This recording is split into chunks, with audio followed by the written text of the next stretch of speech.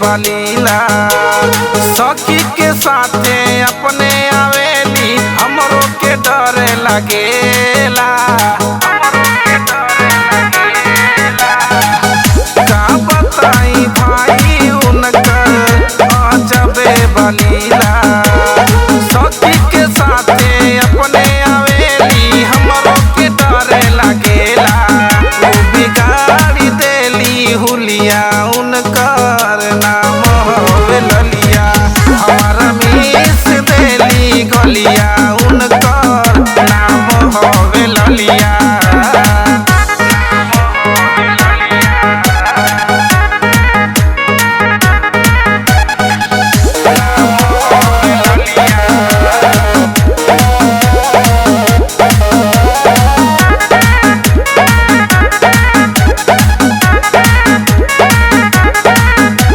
रोडवा पे चलतिया कमर लचका के देखत बूढ़वा लाइन मारता चश्मा लगा के।